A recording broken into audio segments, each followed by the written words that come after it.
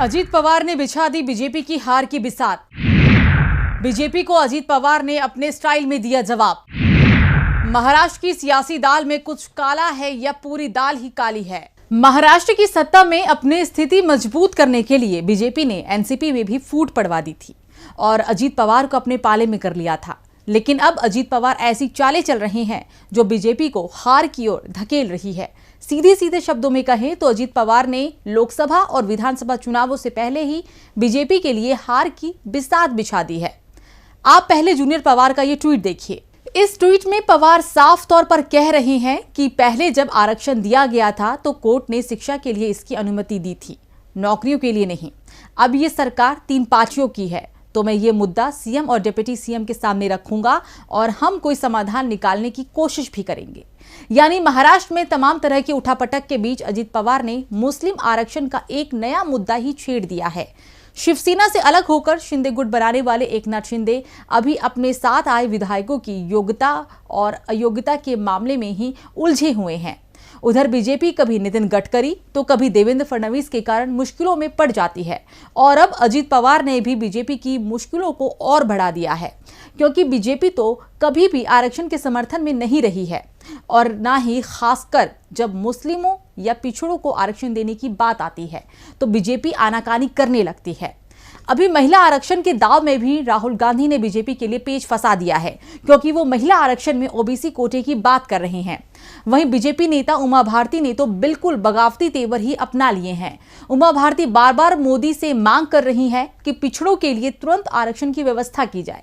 वहीं कर्नाटक से सांसद तेजस्वी सूर्या ने आरक्षण के लिए एक ऐसा बयान दे दिया जिससे बीजेपी और भी ज्यादा फंस जाएगी। जाहिर है कि सूर्या कर्नाटक में बीजेपी की हार के बाद भी सबक नहीं ले रहे हैं। एक आग उगलते हुए ट्वीट में तेजस्वी सूर्या ने राहुल गांधी की जितनी जिसकी आबादी उसकी उतनी हिस्सेदारी वाली मुहिम को गलत बताते हुए इसे जिन्ना की सोच वाला विचार बता दिया, जिससे भारत का विभाजन की ओर बढ़ेगा। तेजस्वी सूर्या जिस बात को जिन्ना की सोच बता रहे हैं वही मांग तो उनकी पार्टी के नेता भी कर रहे हैं, लेकिन अभी बीजेपी का ध्यान राहुल गांधी पर इल्जाम लगाने में है। लेकिन इस चक्कर में वो खुद हार के गड्ढे की ओर बढ़ रही है। ये बात बीजेपी नहीं देख रही है। अभी महाराष्ट्र में अजीत पवार बीजेपी को उसी गड्ढे में धकेल रहे हैं जिसमें गिरकर बीजेपी ने कर्नाटक की सत्ता गंवा दी थी। हालांकि कर्नाटक में बीजेपी ने अपने पैरों पर कुल्हाड़ी मारने का काम खुद किया था। महाराष्ट्र में बीजेपी को हराने का काम अजीत पवार कर रहे हैं। आपको याद दिला दें कि कर्नाटक में चुनाव से पहले मार्च 2023 में बीजेपी सरकार ने लिंगायत और वोकालिंगा समुदाय को साधने के लिए मुस्लिमों को मिले 4% आरक्षण को खत्म करने का फैसला लिया था, जिसका बुरा नतीजा बीजेपी को चुनाव में भुगतना पड़ा। अब महाराष्ट्र में भी ऐसे ही हार के आसार बीजेपी के लिए बन रहे हैं। दरअसल एनसीपी की राजनीति में मुस्लिम वोट बैंक की अहम भूमिका रही है, तो अजीत पवार उसी के हिसाब से बयान भी दे रहे हैं, जो सबक उन्होंने अपने चाचा शरद पवार से सीखा है। लेकिन बीजेपी और शिंदे तो मुस्लिमों को साथ लेकर चलने वाली राजनीति नहीं करते हैं। डिप्टी सीएम फडणवीस तो धार्मिक आधार पर आरक्षण की नीति के साफ विरोधी हैं, जो कि भारतीय जनता पार्टी की एक अमिट सियासी लाइन की तरह रही है।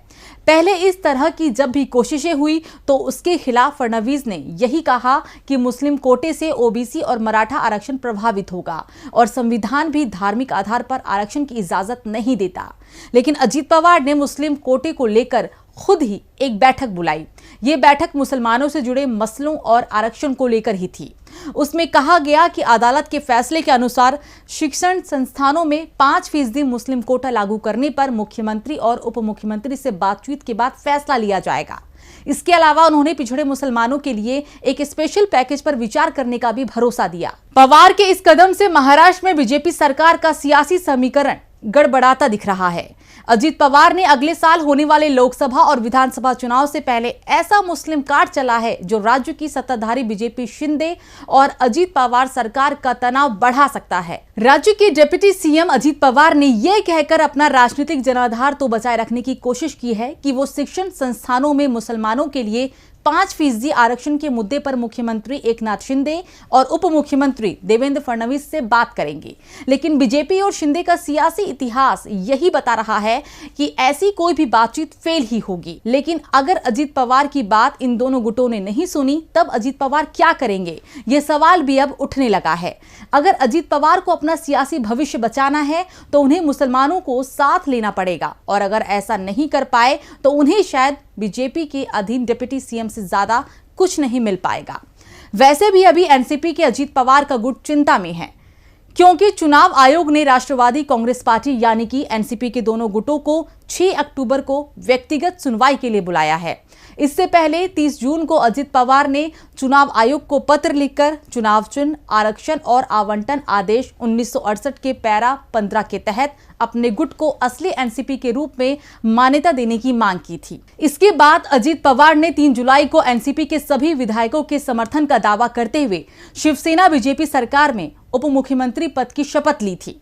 अब चुनाव आयोग दोनों गुटों के साथ व्यक्तिगत सुनवाई के बाद क्या फैसला देगा और एनसीपी पर किसका मालिकाना हक रहेगा, ये तो 6 अक्टूबर के बाद ही पता चलेगा। लेकिन अभी जिस तरह से पवार को साइडलाइन किया जा रहा है और जैसे वो हर दूसरे दिन अपनी सफाई पेश कर रहे हैं, वो सरकार में पूरी निष्ठा के साथ बने हुए हैं, उससे समझ आ रहा है कि दाल में कुछ काला नहीं बल्कि पूरी दाल ही काली है। अभी जब अमित शाह मुंबई गए थे और लालबाग के गणपति के दर्शन उन्होंने किए, तो उनके साथ सीएम शिंदे और डिप्टी सीएम फडणवीस भी थे। लेकिन दूसरे डिप्टी सीएम अजीत पवार नहीं थे। समझदार को इशारा ही काफी होता है, और बीजेपी ने अजीत पवार को शायद समझदार मानते हुए इशारा कर दिया है कि उनकी हैसियत इस सरकार में क्या है। अब देखना यह होगा कि इस इशारे का जवाब अजीत पवार ने क्या मुस्लिम आरक्षण की बात छेड़कर दे दिया है, या कोई और बड़ा उलटफेर अभी महाराष्ट्र में होना बाकी है। वीडियो कैसी लगी कमेंट सेक्शन में बताएगा। चैनल को सब्सक्राइब करेगा, वीडियो को लाइक और शेयर जरूर करेगा। नमस्कार।